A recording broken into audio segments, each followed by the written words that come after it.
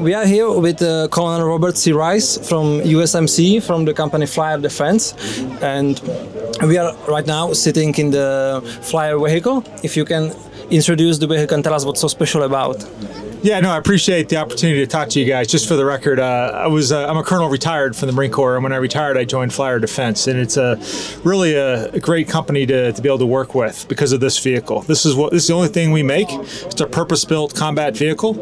It is designed to meet U.S. Special Operations Command requirements. What are those? That is that it fits inside a CH-47 or a CH-53 for internal transportation. It is also very good for airdrop, air delivery, designed to be able to be parachuted in. But really what's very unique about this vehicle is the payload capacity.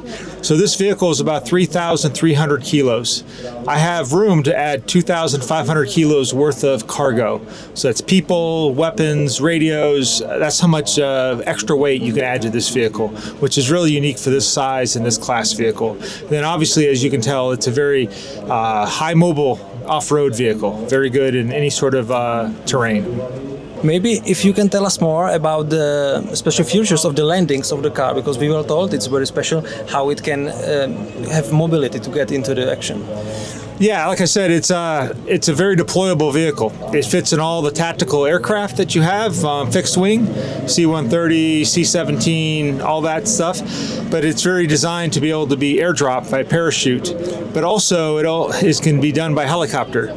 So, like I said, CH-47, it fits inside it.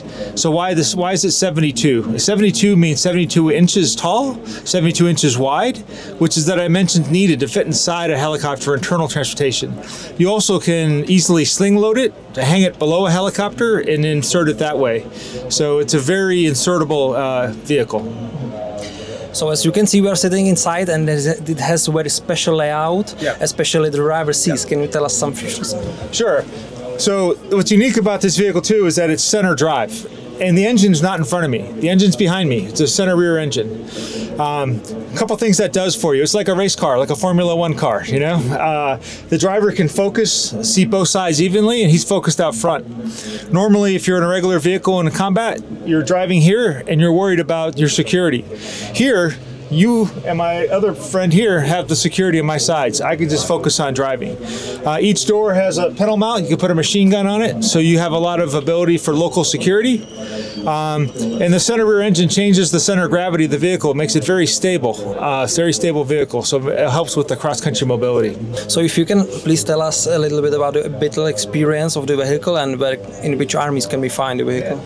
Yeah, so this vehicle was initially designed for U.S. Special Forces. They had originally taken the Humvee and they had modified it for Special Forces needs, and it was still not quite meeting their requirements. So they opened up a competition for a new vehicle.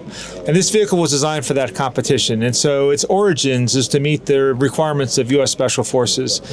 And what are those requirements? The real requirements were to be able to be internally transportable in a helicopter. And so this vehicle is 72 inches wide, 72 inches tall. It fits inside the CH-47 and 53. Also had to be highly cross-country, very mobile, but also be able to take a lot of payload. So this vehicle is 3,300 kilos, but you can add 2,500 kilos worth of cargo payload, whether it's weapons, people, equipment, radios. So all that is very unique for a vehicle of this size. You know, what countries use it? So originally, the U.S. Special Forces, primarily the Special Forces groups, the Green Berets as they're known. Since then, we've sold the vehicle to the United Arab Emirates. The Presidential Guard uses it. The Israeli Defense Forces uses it. The Italian Armed Forces use it, and very soon, hopefully, the Czech Armed Forces as well, which is why we're here. So what do you think was the biggest test for the vehicle? Was it part of the... Yeah, I mean, this was a very extensively tested vehicle for U.S. Special Operations. Normally, they take a vehicle from the Army or the Marine Corps and they modify it. The first time they did it by themselves, and so it had a lot of testing. But I always think the real test is how the vehicle performs in combat or in operations. And this vehicle has been in Iraq and Syria as part of Special Operations, and it's performed very well. If you can tell us some of the most important features of the design. Yeah, so I think what's also special about this vehicle's design is that oftentimes vehicle in this class, you take an existing vehicle, a Jeep, a Land Rover, something, and you modify it for your purposes. You take a civilian vehicle and you make it like the GM Defense vehicle. This is a Chevy Colorado, right? This is designed from the ground up with the soldier in mind, and we take input from the operators. So even after we sell a vehicle, we continue to stay in touch, and we get more and more input, and we make the modifications, the engineering changes. So this vehicle is really inspired and designed and modified by the operators, by the end users. And the future, we're starting to take a look at hybrid electric powertrains.